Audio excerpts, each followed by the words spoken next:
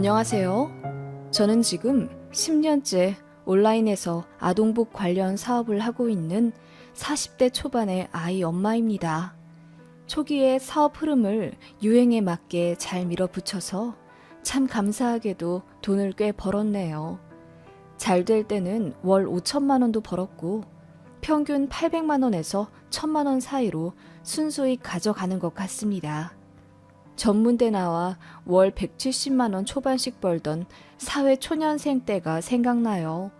그때 남편도 월 수입이 200만 원도 안 될 때였는데 그래도 결혼해 잘 살아보겠다고 살림 합쳐 새 시작했네요. 남편이나 저나 꽤나 흙수저라 양가 도움 없이 둘이 원룸에서 신혼 시작했어요. 저희 친정은 시골에서 농사 짓고 계시고 시댁은 잡화점 장사하십니다. 그냥 자식들 물려줄 재산만 없을 뿐이지 자식들에게 손 내미셔야 하는 상황은 아닙니다. 그래도 제가 돈 좀 벌기 시작하면서 양가에 월 50만 원씩은 꼭 드렸지요. 그런 저에게 친정 부모님은 정말 고마워하셨어요. 대준 것도 없이 결혼했는데 이렇게 승승장구 잘 되었다며 다 큰 저를 기특해 하셨지요. 반면 시댁은 그냥 모든 게 당연하신 것 같으세요. 10만 원을 드릴 때도 50만 원을 드릴 때도 반응이 한결같습니다. 더 안 주냐? 내년엔 더 줘라. 늘 이렇게 말씀하셔서 솔직히 돈 드릴 맛이 안 났어요. 그래서 지금은 안 드리지만요. 남편도 그걸 느끼고 저에게 많이 미안해하고 제 앞에서 시부모님께 며느리한테 좀 살갑게 말하라고 핀잔 줄 때도 많았지만 시부모님은 평생을 여유 없게 살아서인지 매번 그러시더군요. 심지어는 남들은 자식들이 부모빚 떠안는다더라. 우리는 물려줄 빚이 없으니 얼마나 좋은 일이냐. 매번 감사해하며 살아라. 라고 말씀하셨는데 그 말 듣자마자 제 남편 얼굴이 새빨개지더라고요.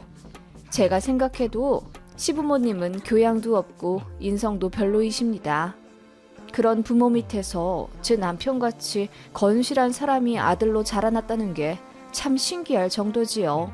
더 신기할 수밖에 없는 게 남편에게는 남동생이 있어요. 시동생도 시부모님이랑 똑같습니다. 뭘 해줘도 당연하게 생각하고 조금이라도 더 콩고물 얻어먹고 싶어서 눈이 시뻘건 사람이에요. 그래서 그런지 연애도 제대로 못하다 겨우 선봐서 결혼할 뻔했는데 그마저도 파혼당하고 현재 나이 저랑 동갑인 40대 초반인데 여태 장가 못 갔습니다.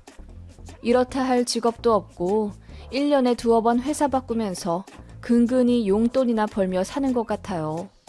다행히 집은 시부모님이 해주셔서 전세 3,400만 원짜리 원룸에서 살고 있습니다.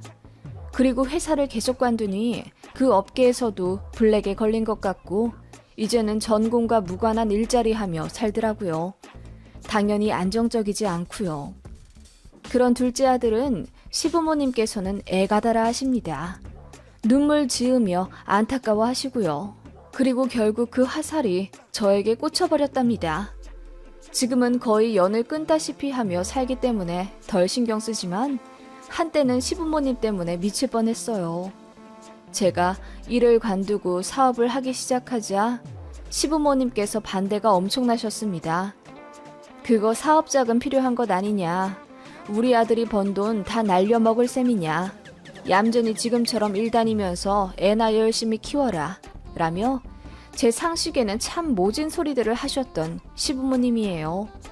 당시 제가 애 낳고 다니던 직장이 오전 10시 출근에 5시 퇴근이라 애 키우며 일하기 딱 좋았어요. 그리고 아이 아프면 제가 휴가 내기도 쉬웠고요. 월급은 200만 원 극초반이고 아이 감기 걸려서 휴가 많이 낸 달에는 170만 원 정도 가져왔었네요. 그 정도 되니 저는 맞벌이라기보다는 아이 학원비와 마트 장 보는 비용 정도에 푼돈 벌어오며 가게 살림에 보태는 전업주부 느낌이었죠. 시부모님도 제가 그렇게 사는 것에 너무나 큰 만족을 하셨어요. 늦게 출근하고 빨리 퇴근하니 상대적으로 바쁜 남편보다 집안일도 더 하고 아이도 안정적으로 케어하면서 돈도 버니 얼마나 며느리감으로 좋으셨겠어요. 게다가 제가 운전도 할 줄 아니 시부모님 어디 가실 때마다 저를 콜택시 부르듯 불러 제껴 저를 택시기사로 쓰셨지요. 시댁이 차로 1시간 정도 거리인데 시부모님은 그게 바로 옆집인 줄 아세요. 그래서 툭 하면 부르셨습니다. 왕래도 잦아 저희 부부 일도 세세히 다 아시고 또 알고 싶어 하셨어요. 시부모님 두 분 사이가 별로 안 좋으셔서 어머님은 아들내외가 어떻게 사는지가 인생에서 가장 큰 관심사셨습니다. 그러면서 며느리인 저한테 복량도 받길 원하셨고요. 솔직히 말해 이런 시댁인 줄 알았으면 정말 결혼 안 했습니다.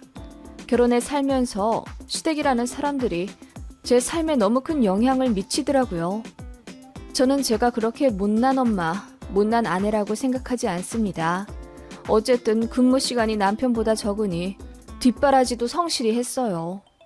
남편이 일찍 나가고 늦게 퇴근하기 때문에 제가 밥, 빨래, 청소, 아이들 돌보고 교육시키는 것까지 도맡아 했고 저 덕분에 남편은 일에 집중하기가 쉬웠죠.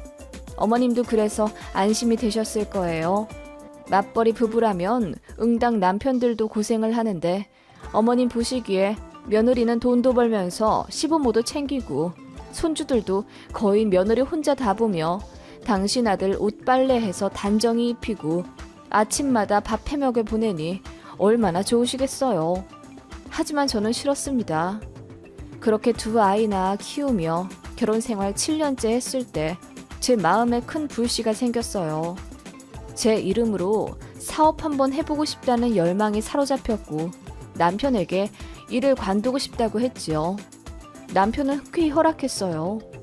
사업 자금도 500만 원 남짓이라 큰 부담이 없었고 남편 직장에 남는 사무실이 하나 있어서 거길 창고로 쓰게 해주겠다며 저를 밀어주었지요. 게다가 작은 애는 아직 유치원생이지만 큰애는 초등학교도 들어갔고 혼자 학원도 다닐 수 있었기에 엄마 손이 덜 필요하게 되더라고요. 마음 먹었을 때 도전해보자 싶어서 큰 마음 먹고 퇴사하고 바로 사업 시작했습니다. 시댁에는 굳이 알리지 않았어요. 가뜩이나 잔 걱정 많은 시부모님, 특히 시어머니가 잔소리가 심해서 제가 퇴사했다고 하면 돈은 어떻게 충당할 생각이냐, 애들한테도 돈이 많이 들어가는데 어떻게 하려고 그러냐, 우리도 점점 늙어가서 용돈 더 받아야 하는데 그거 다 감당할 수 있겠냐 등등 반협박을 하실 게 분명했어요. 그래서 거의 몰래 시작했는데 어머님이 병원 간다고 저더러 데려다 달라 요청하신 날 사업하는 걸 들켰네요. 노트북으로 할 일이 많아 카페에서 일 처리하고 있는데 시어머니 전화가 왔어요. 애미야, 나 무릎이 시큰거려서 병원에 좀 가려고 한다. 늘 가던 데 말고 다른 지역에 용하다는 의사한테 가고 싶구나. 우리 옆집 할망구가 알려준 곳이 있어. 토요일 아침 10시에 나 좀 데리러 오너라. 아, 어머님 어쩌죠? 제가 토요일에 일이 있어서 병원에 못 모셔다 드릴 것 같은데요. 도련님한테 말씀해보세요. 뭐? 네가 주말에 무슨 일이 있다고? 그리고 지금 이 소리는 뭐냐? 너 밖에 나와 있니? 지금 일할 시간 아니냐? 아, 그게요. 제가 조금 머뭇거리다 어머님께 모든 사실을 알렸습니다. 그랬더니 어머님이 쩌렁쩌렁하게 소리를 지르며 저더러 어리석은 짓을 했다고 화를 내시더라고요. 그리고는 당장 전 직장에 전화해서 싹싹 빌고 받아달라 해라. 사업하던 거 당장 관둬라. 설득하시더군요. 제가 이미 늦었고 저도 나름대로 생각이 있어 추진한 일이라고 하니 어머님이 한숨을 푹 내쉬며 얼마나 잘 되나 보자. 너 우리 아들 돈 1원이라도 손해보게 했다간 내가 가만두나 보자. 라고 하시더군요. 그 말에 정말 힘이 쭉 빠질 정도로 상처를 받았네요. 시부모님이 아무리 무뚝뚝하시고 감정 표현이 서툴다 해도 그래도 제가 그간 해드린 것에 고마워는 하실 줄 알았어요. 그리고 늘 저를 딸이라 하셨기 때문에 귀찮아도 봉양해드렸던 건데 결국 며느리는 며느리더군요. 그날 저는 남편이랑 무지하게 싸웠더랬죠. 싸웠다기보다는 일종의 선전포고를 한 셈이에요. 다신 시댁의 전처럼 사근사근하게 굴지 않겠다고요. 남편도 알겠다 하며 이해하더군요. 미안하다는 사과까지 받았고요. 어머님은 본인이 뱉은 말이 있어서 그런지 저에게 한동안 연락 안 하시더라고요. 당신께서 병원이며 맡으며 오갈 때마다 저를 부려먹으셨고 제가 늘 반찬이며 과일을 사다 드리고 심부름도 다 해드렸기 때문에 제가 없으면 참 불편하실 거예요. 그래도 안 하시더군요. 진짜 다행이라고 생각했어요. 그렇게 저는 맨 땅에 헤딩을 하며 그야말로 핏똥을 싸면서 사업을 키웠어요. 그렇게 3년 정도 되었을 때 어느 정도 안정화가 되어 월 수익 고정으로 1,000만 원 전후로 벌게 되었죠. 그쯤 되었을 때 시어머니도 저에게 먼저 연락을 하시더군요. 저도 그냥 좋은 게 좋은 거라고 어른이 먼저 손 내민 걸 받아들였고요. 어머님은 저를 다시 봤다면서 어떻게 이렇게 돈 잘 버는 재주가 있었냐며 신기해 하셨어요. 그리고는 힘든 일 있으면 말하라 하시는데 참 눈물나게 감사하더군요. 저랑 거의 연락 안 했던 3년 동안 어머님도 많이 뉘우치셨구나 생각했어요. 그래서 저도 마음이 누그러지더군요. 그런데 정말 상상도 못할 일이 벌어진 거죠. 양가 용돈 50만 원씩 올려드리자 시어머니가 저에게 전화하셔서는 도대체 얼마를 벌길래 50만 원씩 턱턱 보내주는 거냐? 내년에 집도 이사 간다면서? 아들한테 얘기 다 들었다. 라고 하시더라고요. 저는 시부모님한테는 제가 버는 돈 절대 정확하게 말씀드리기 싫었어요. 사람 나름이라고 시부모님은 계속 바라기만 하실 분들 같았거든요. 그래서 그냥 회사원들보다 조금 더 버는 정도라고 두리뭉술하게 말했더니 나는 너를 딸같이 생각했는데 너는 아직도 내가 남이냐? 너희 부모님한테도 그렇게 얼마 번다고 얘기 안 했니? 어쩜 그렇게 선을 딱딱 긋고 그러니? 내가 너무 서운해서 아주 눈물이 날 지경이다. 라며 화를 내시더군요. 그러더니 자식들 주머니 사정을 알아야 본인이 도와주든 말든 해야 한다며 횡설수설 하시더니 제가 얼마 버는지 꼭 알아야겠답니다.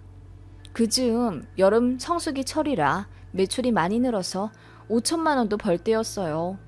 절대 사실 그대로 이야기하기 싫었지요. 그래서 대충 많이 벌면 1,000만 원 정도고 더 궁금해하지 마셔라. 사업이라는 게 원래 잘 될 때가 있으면 못 될 때도 있다. 다음 달엔 얼마 벌지 아무도 모르는 거라고 어머님을 달래드렸습니다. 그런데 어머님은 제가 1,000만 원 이야기한 것에 엄청 놀라신 듯 하더군요. 잘 버니 좋다며 이왕이면 여유 없는 시댁에 돈 조금 더 써달라는 부탁과 함께 끊으셨습니다. 그 얘기 들으니 사실대로 이야기 안 하길 잘했다 싶더군요. 그런데 문제는 예상외의 곳에서 터졌습니다. 어머님이 제 남편에게 애들 엄마가 5월에 세금을 얼마나 냈냐고 물어보셨다더군요. 지금 생각하면 그거 시동생이 코치해준 대로 물어보신 듯 하고요. 제 남편은 아무것도 모르고 사실대로 얼마 냈다고 했고요. 그걸로 제가 얼마 정도 버는지 시동생과 추측을 한 모양입니다. 제가 달에 1,000만 원 훨씬 이상 버는 걸 알게 된 시어머니가 분노에 가득 차 저에게 찾아오셨습니다. 너 1,000만 원 훨씬 넘게 벌지? 우리 작은 아들이 그러는데 한 달에 3,000만 원은 넘게 벌 것 같다고 하던데? 그리고는 제가 사실대로 이야기하지 않아 너무 서운하다며 우시더군요. 저는 저대로 열이 받아 어머님, 제 남편에게 세금 떠보듯이 물어봐서 기어코 알아내신 어머님께도 저는 서운한데요. 사실대로 이야기하지 않은 건 저도 나름대로의 이유가 있는 거예요. 라고 했더니 어머님이 아무 말 못하시더군요. 그렇게 포기하시는 줄 알았는데 도련님이 진짜 끈질기더군요. 제 사업체를 뒤에서 조사를 했나 보더군요. 어디서 제 매출 추정액을 뽑아가지고 지 엄마를 드렸더라고요. 거기는 제가 월 5천만 원까지도 찍힌 금액이 있었어요. 시어머니가 그 종이 한 장 달랑달랑 들고 와서는 며느리가 이렇게 능력 있을 줄 몰랐다면서 동네방네 자랑했으니 책임지라 하시더군요. 어쩔 거야. 다들 나보고 부럽다고 하는데 아파트라도 전세로 좀 뽑아줘야겠네. 물론 농담이다. 나는 바라는 거 하나도 없어. 알지? 라고 하는데 어찌나 소름 돋던지요. 그러더니 제 손을 붙잡고 하는 말이 가관이었습니다. 나는 정말 바랄 것 없다. 우리야 다 늙어서 이제 죽을 날만 기다리지만 네 남편 동생은 얘기가 다르지. 너도 알다시피 네 시동생이 여태 자리도 못 잡고 색시도 없이 힘들게 살아가잖니. 나로서는 정말 우리 막내가 눈에 밟혀서 죽지도 못하는 거야.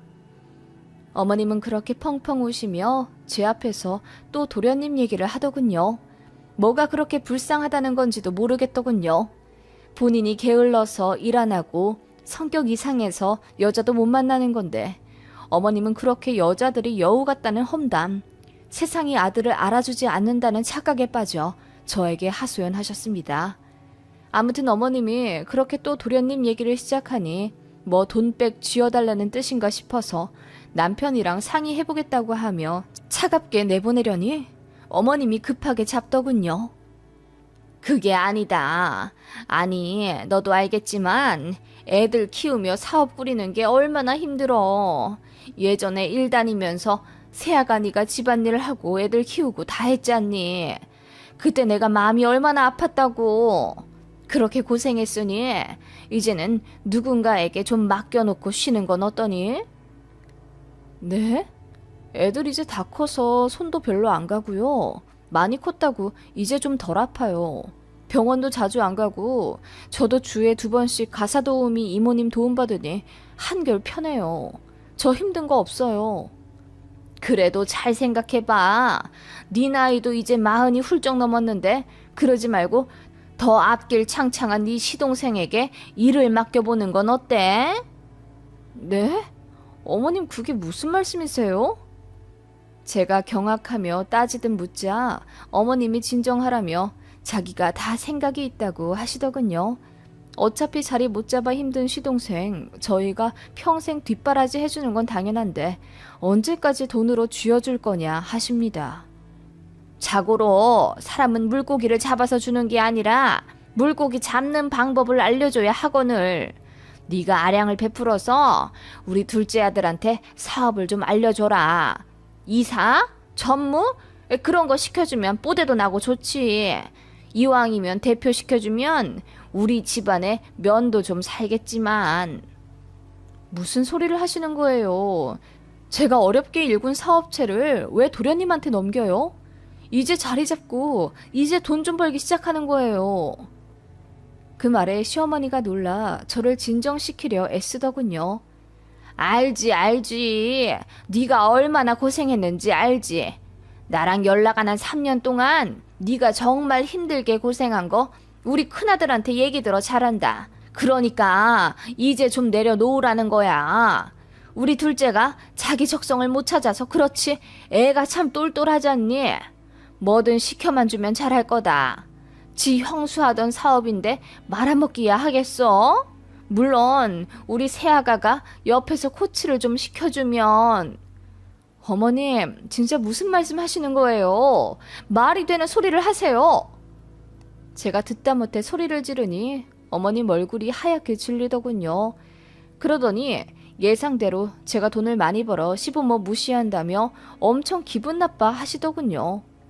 그러거나 말거나 저도 어머님한테 정이 다 떨어지더군요.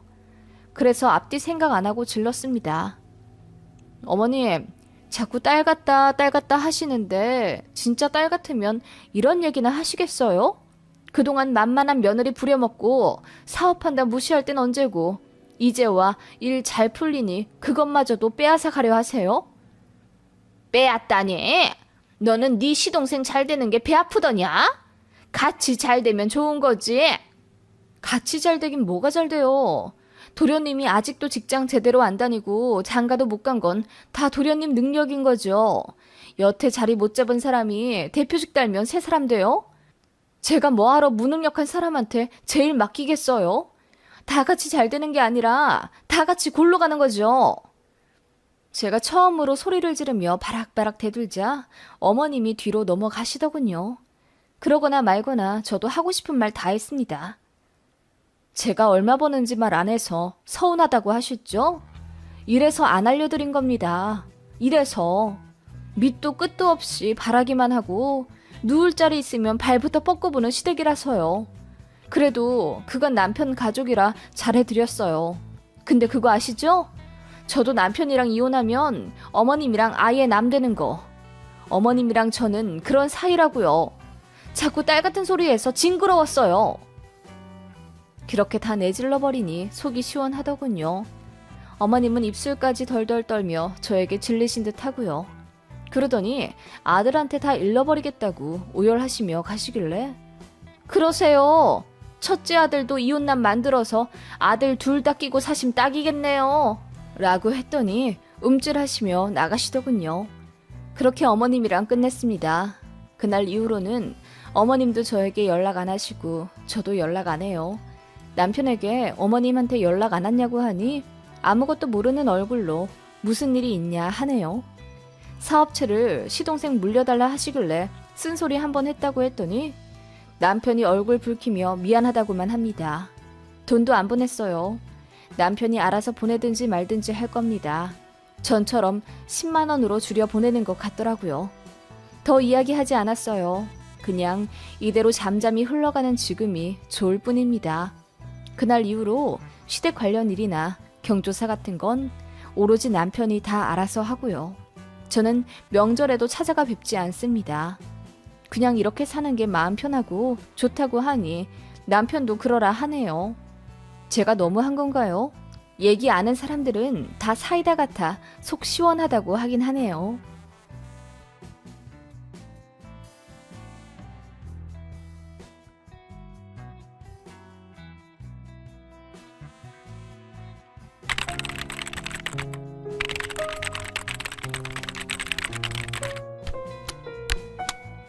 안녕하세요. 친정아빠 돌아가신 지 2년 만에 이혼까지 하게 된 40대 여자입니다. 아이는 초등학생, 중학생 이렇게 남매 있고요. 아이 아빠랑은 비교적 잘 협의해서 소송까진 안 가고 좋게 이혼하기로 했습니다. 원인은 시어머니 때문이지만 어쨌든 남편도 잘한 건 없어서 이렇게 갈라서게 되었어요. 돈에 눈이 멀어 결국은 아들네까지 이혼시킨 노인네 이야기 한번 들어보시겠어요? 저는 남편과 대학생 때 만나 연애 2년 하고 거의 졸업하자마자 결혼했습니다. 속도 위반은 아니었고요. 엄마가 일찍 돌아가시고 아빠도 저 고등학생 때 언니하고 저만 둘을 한국에 남겨두고 베트남으로 일하러 떠나셨기 때문에 참 외로웠어요. 언니는 늘 일하느라 바빴기에 저의 허탄 마음을 채워주는 건 남자친구 뿐이었습니다. 제가 고작 25살에 결혼한다고 하니 언니가 결사 반대를 했어요. 그때는 왜 그렇게 반항심이 생기던지요. 언니가 나에게 해준 게 뭐냐. 가족처럼 나를 사랑해준 건 남자친구 뿐이다. 라고 소리 지르며 결혼하겠다고 우겼지요. 아빠는 전화로 전한 제 결혼 의지에 그저 알겠다고 수긍하셨죠. 당신께서 반대도 찬성도 할 자격이 없다고 생각하셨던 모양이에요. 시댁의 반대는 심했습니다. 이제 사회 나와 날개 펼칠 아들인데 여자한테 발목 잡혀 인생 주저앉는다고 하시며 제 앞에서 대놓고 시어머니는 더 좋은 여자 만나야지. 저런 쭉정이는 연애만 해도 됐잖아. 라며 큰 상처를 주셨습니다. 하지만 남편도 저도 둘 다 서로를 많이 사랑했기에 양가 도움 없이 잘 살 거라고 큰 소리 떵떵 치며 결혼을 강행했어요. 그렇게 조촐하게 결혼식 올리고 신혼집은 보증금 1,000에 월세 20만 원짜리 빌라 1층에서 시작했습니다. 거실 하나에 방 한 칸 있는 게 다였지만 그래도 나름 행복했네요. 그렇게 결혼 생활 시작했고 누구보다 행복해야 한다는 강박 때문인지 더 열심히 살았어요. 저를 인정해주지 않는 시댁에도 잘하려 노력했습니다. 시어머니는 참 저에게 못되게 구셨어요. 당신도 귀찮아 미루신 제사를 저 결혼하자마자 큰 댁에서 가져오시더라고요. 이유는 돈 때문이었죠. 제사 가지고 온다는 핑계로 아버님 형제 쪽 땅을 더 갖고 오려고 하셨나 봐요. 며느리 생긴이 잘됐다 하며 제사 가져오고 큰댁에 큰 소리 뻥뻥 쳐서 당시같이 4천만 원 정도 되는 땅을 명의 의전해서 바로 팔아버리고 고스란히 어머님 통장에 넣으셨습니다. 그 때문에 저는 1년에 제사 4번을 꼬박 차리러 시댁에 가야 했습니다. 어머님은 저 올 때까지 손 하나 까딱하지 않으셨기 때문에 제가 미리 전이며 국이며 다 만들어 놓은 후 퇴근하면 그 음식들 다 가지고 시댁에 갔습니다. 당시에는 그래야만 하는 줄 알았어요. 20년 전만 해도 며느리 돌이라는 것에 빡빡한 시대였거든요. 게다가 저는 시댁 반대를 무릅쓰고 한 결혼이었고 많이 어리기도 했기에 어머님 말씀에 순종하며 지냈네요. 제사뿐만 아니라 김장, 시부모님 병원 모셔가기, 온갖 잠심부름 정말 열심히 하며 살았네요. 남편은 뭐 했냐고요? 네, 딱히 제 편이 되어주지 않았네요. 남편도 당시 20대였기에 참 어렸어요. 며느리가 시댁과 남편에게 순종해야 하는 걸로 알고 있는 보수적인 남자였고요. 그래도 제가 몸 아프면 나름 집안일도 하고 시댁에 못 간다 얘기도 해주었지요. 그런 점들이 있었기 때문에 저도 버티고 살았던 것 같아요. 행복할 줄 알았던 결혼 생활은 저를 어른으로 만들어준 쓰디쓴 입장권 같은 거였네요. 그렇게 애도 둘 낳고 직장 생활도 열심히 하고 살림과 며느리 도리도 잘 해내며 악착같이 살아온 저입니다. 아줌마가 무적이라고 그렇게 시간이 흐르니 저도 남편 앞에서 큰 소리 칠 수 있게 되었고 시어머니에게도 나름 할 말 하는 며느리가 되더군요. 그래서 어머님은 저를 더 미워하게 되셨지만 상관없었습니다.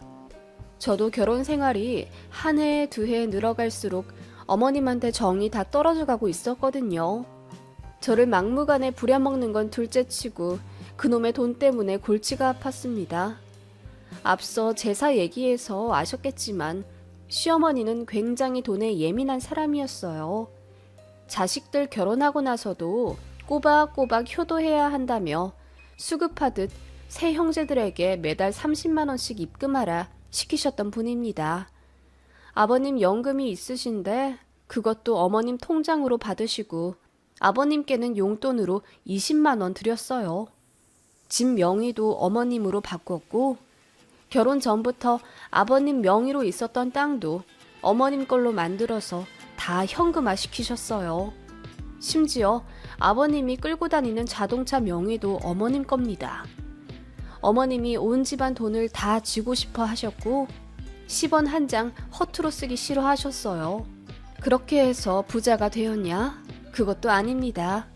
시이모가 돈사고를 쳐서 어머님이 그거 갚아주시는 바람에 생돈 8천만 원이 나간 적도 있고 어머님 당신께서 워낙에 자질구레한 취미가 많으셔서 사람들 만나고 재료 사는 목적으로 한 달에 돈 200만 원은 쉽게 쓰십니다. 그러면서 자식, 손자들한테는 그렇게 짜게 구시더군요. 저 아이 태어났을 때는 어머님한테 10만 원 받은 게 다예요. 형님이 그러시더라고요. 자긴 5만 원 받았는데 저는 많이 받은 거라면서요. 어린이날에 손주들한테 장난감 하나 안 사주시면서도 그 사흘 뒤 어버이날에는 악착같이 현금과 선물 받고 싶어 하시는 시어머니였습니다. 통장에 얼마가 있는지는 모르지만 시댁은 계속 전세 7천짜리 집에 사시는 걸 보니 그닥 많이 모으신 것도 아닌 것 같아요. 여튼 그런 인품을 가진 시어머니다 보니 저도 결혼 생활 하면 할수록 실망하게 되고 정이 후두둑 떨어지게 되더라고요. 그냥저냥 저도 형님들처럼 딱 기본만 하려고 선 그으며 지냈습니다. 하지만 저에게서 더 뽑아 먹으려 하고 조금이라도 더 부려 먹으려 하는 시어머니인지라 마찰이 많았지요. 날씨가 이리 추운데 어른한테 안부 전화 왜 안 하냐? 여행 가는데 용돈 좀 안 보내주냐? 영양제 좀 사달라. 일주일에 한두 번은 전화하시는 시어머니였어요. 그런 시어머니를 남편은 어느새 방관하기 시작했지요. 그냥 다른 집들처럼 저는 애 키우고 돈 벌고 살림하는 사람일 뿐이었고, 남편에게 여자는 되지 못한다는 생각에 부부싸움도 잦아졌어요. 우리 결혼한 지 얼마나 오래됐어. 뭐가 그렇게 유난이야? 다 그러고 살아. 서운함을 내비치는 저에게 남편은 동태 눈깔로 화답하곤 했죠. 어느 순간 그런 남편도 시댁도 모두 싫어졌네요. 그러던 어느 날 언니로부터 연락이 왔어요. 베트남에 계신 아버지가 몸이 안 좋아 병원에 계시는데 모시고 와야겠다고 하더라고요. 깜짝 놀랐어요. 항상 건강하신 아빠였거든요. 부랴부랴 연차내어 언니가 베트남으로 갔고, 그곳 병원에서 마주한 아버지를 보고 저는 그만 눈물을 펑펑 흘리고 말았습니다. 기골이 장대하던 사내는 어디 가고 뼈만 앙상하게 남은 아버지였어요. 얼굴이며 온몸이며 모두 시커먼 산송장처럼 변해 있는 아빠였고, 목소리에 힘도 없었어요. 급성 간경화라고 하더군요. 거기서도 손 쓸 방법이 없어 급하게 아빠를 한국으로 모셔왔어요. 언니네 집이 저희 집보다 더 넓고 쾌적해 일단 그곳으로 모셨고, 제가 주말마다 언니네 집으로 가서 아빠를 보살폈습니다. 입원과 외래를 반복하며 6개월간 아빠를 돌봤지만 결국 갑작스레 돌아가셨어요. 엄마도 안 계시는데 아빠마저 돌아가시니 이제 진정한 고아가 되었다는 생각에 언니 붙잡고 땅이 꺼지도록 울었네요. 아빠에게도 죄송했지만 언니에게도 미안함이 밀물처럼 몰려왔습니다. 그간 왜 언니 말을 듣지 않았을까? 내 하나뿐인 혈육인데 왜 그렇게 반항만 하려 했었던 걸까? 싶어서 후회도 막심했습니다. 그런 언니를 의지하며 아버지 장례식을 조촐하게 치렀어요. 시댁 가족들도 조문하러 와주었지요. 그날만큼은 어머님께도 감사했어요. 단정하게 까만 정장을 입고 제 언니 손을 잡으며 위로의 말을 해주는 시어머니에게 저도 고맙다고 인사했습니다. 그런데 그것도 잠시더군요. 식사를 끝내신 시어머니가 저를 부르더니 장례 비용은 어떻게 하니? 언니가 좀 살아? 그럼 언니 보고 대달라고 해. 라고 하시더군요. 제가 알아서 할게요, 어머님. 대답했지만 시모는 돈 문제만큼은 제대로 해야 한다며 아무리 간소화해도 장례식은 장례식인데 꽤 들어가지 않겠냐며 저를 닥달하셨습니다. 보아하니 조문객도 얼마 없는데 쌩 돈만 나간다. 언니가 잘 살면 언니한테 맡겨. 넌 동생이니까 뒤로 물러나도 돼. 그렇게는 못하죠. 장례 비용이 얼마가 나오든 간에 언니랑 저랑 같이 부담해야죠.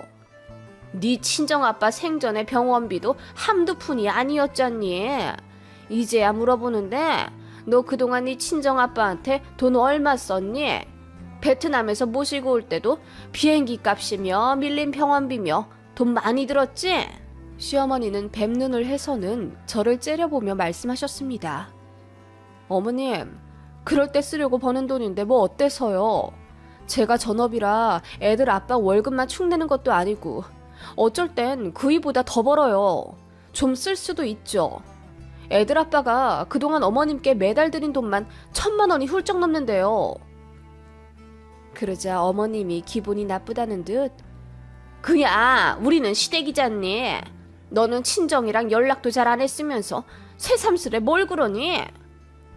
라며 짜증을 내시더군요. 대답도 않고 저도 제 일 하러 뒤돌았지요. 어머님은 저 몰래 이 사람 저 사람 붙잡고 물어보신 모양이었어요. 저희 친정아빠 생전 사시던 집 문제나 재산 같은 게 궁금하셨던 듯 합니다. 그러다가 저희 외가 쪽 친척분께서 무슨 얘기를 들으신 거죠. 제 친정아빠가 베트남에서 사업을 하셨고 그거 정리하면 얼추 10억은 되지 않겠냐 하셨답니다. 솔직히 말하면 사실이 아니었어요. 아빠는 베트남에서 쫄딱 망했고 다른 사람 집에서 하숙하며 일하셨습니다. 저희한테 사실대로 말하면 창피하셨던 건지 친척한테 사업한다고 말씀하셨더랍니다. 그게 10수년 전인데 친척들끼리 얘기가 와전되어 10억까지 늘어난 거죠. 시어머니가 그 얘기를 듣더니 엄청 놀라셨는지 저에게 한달음에 달려와 야, 니네 친정아빠 돈 많으셨더라? 사업한 거 정리하면 10억은 된다는데 너 알고 있었어? 그러면서 어떻게 친정아빠랑 언니하고 연락도 안 하고 지냈냐? 어머님, 무슨 말씀이세요? 그런 거 아니에요. 그런 거 아니긴? 내가 다 알아왔다. 너 내가 돈 달라고 할까봐 숨기는 거냐? 어머님은 그렇게 말씀하시며 이제부터는 언니랑 잘 지내야 한다고 신신당부하시더군요. 그런데 제가 장례식 처리 때문에 잠깐 자리 비운 사이 시어머니가 언니와 이야기를 하고 있더라고요. 둘이 할 얘기가 없을 텐데 왜 저렇게 심각한 표정으로 대화를 나누고 있나 싶어 가까이 다가가자 언니가 화를 내는 소리가 들려 깜짝 놀랐습니다. 사돈 어르신, 이건 너무 하시는 거죠? 어떻게 그런 말씀을 하세요? 언니, 무슨 일이야? 왜 그러는데? 아니, 내 말은 그게 아니라 우리 며느리가 사정이 안 좋아서 그래요. 그래서 그런 부탁을 한 거니까 너무 꼬아듣지 말고. 예, 너희 시어머니가 나더러 유산을 포기하라 하신다. 뭐라고? 저는 깜짝 놀라 입을 틀어막았어요. 어머님, 그게 무슨 말씀이세요? 우리 언니한테 아빠 재산을 포기하라고 했다고요? 어머님이 왜요? 무슨 권리로요? 아니, 듣기로는 너희 언니 집이 34평에다가 형부 직업도 좋으시다면서 너는 아둥바둥 살고 있고 이렇게 재봐도 저렇게 재봐도 네가 더 딱한 현실인데 언니가 좀 봐줘야지. 이제 고아 아니냐?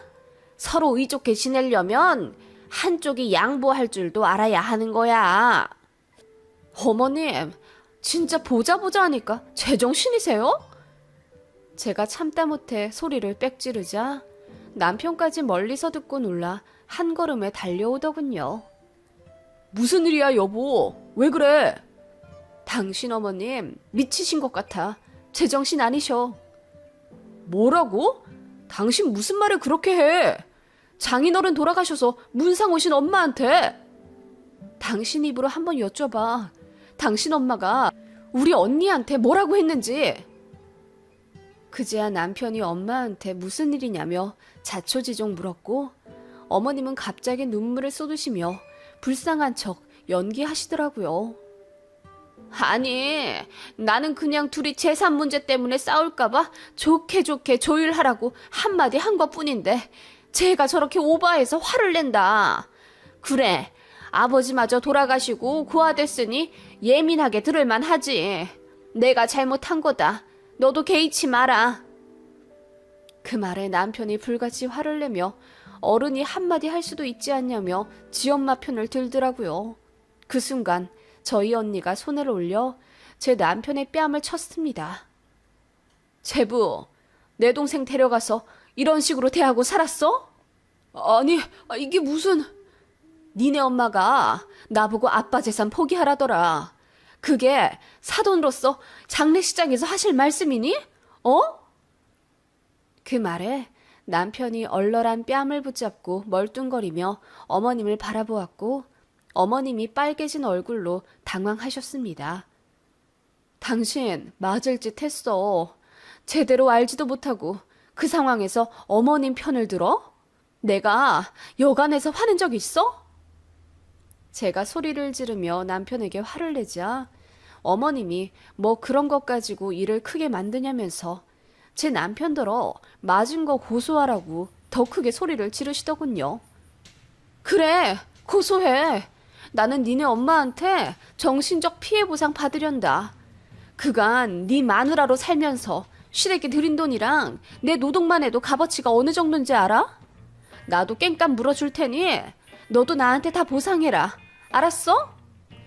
저는 고래고래 소리를 지르며 울부짖었습니다. 사람들이 모두 모여 웅성거리자 시어머니는 그제야 저에게 자기가 말실수를 했으니 넘어가 달라 빌더군요. 시어머니한테 우리 아빠 10억짜리 사업체 있는 거 아니다. 돈 하나도 없다. 라고 말하니 엄청 당황하시더군요. 그리고는 입맛을 쩝다시며 아쉬워하는 표정이 보였습니다. 그거 보니 인간같이 느껴지지도 않더군요. 저는 이혼하겠다고 했습니다. 이런 남편과 시댁 정말이지 꼴도 보기 싫었거든요. 어떻게 제 아버지 장례식장에서 이러실 수가 있습니까? 아무리 돈돈거리는 분이라지만 사돈 재산까지 탐낼 줄 그 누가 알았겠어요. 그렇게 저는 장례식 끝나고 바로 이혼하자고 남편에게 서류 내밀었고 남편은 뒤늦게 미안하다며 싹싹 빌었습니다. 어머님도 저에게 찾아와 다신 그런 실수 안 할 테니 한 번만 넘어가 달라 하시며 저를 달랬지만 전 이미 마음 뜬 지 오래입니다. 대학 졸업하자마자 결혼하고 같이 산 세월이 얼마인데 겨우 이런 일로 이혼을 한다고? 며느라, 다시 생각해봐라, 응? 그러게요. 그 세월이 얼마인데 저에게 그렇게 경솔하셨어요. 그러자 어머님은 아무 말 못하셨습니다. 제일 좋은 건 변호사 대동에 소송 거는 거지만 저는 그간의 정을 생각해 남편과 최대한 좋게 헤어지기로 결심했습니다. 아이들 문제도 있고요. 그래서 대화를 참 많이 했어요. 그래도 최악의 남자는 아닌지 제가 그간 고생한 거 알아는 주더군요. 미안해 하길래 그 미안한 마음 가득 담아 위자료로 달라고 했더니 울면서 알겠다고 하더라고요. 그래서 위자료로 지금 사는 집 받고 아이들 제가 키우기로 했습니다. 집 받는 대신 양육비는 안 받기로 했고요. 어차피 애들 성인 되려면 얼마 안 남았기 때문에 상관없었어요. 이제야 저도 다 벗어나는 기분입니다. 친정 언니와도 눈물로 회포를 모두 풀었어요. 이제 자주 왕래하며 더없이 끈끈한 우애를 다지며 살아갈 거예요. 조금 늦었지만 이렇게 새 출발하게 되었습니다. 그놈의 지겨운 시댁 탈출하니 참 행복하네요. 저 응원해 주시면 감사하겠습니다.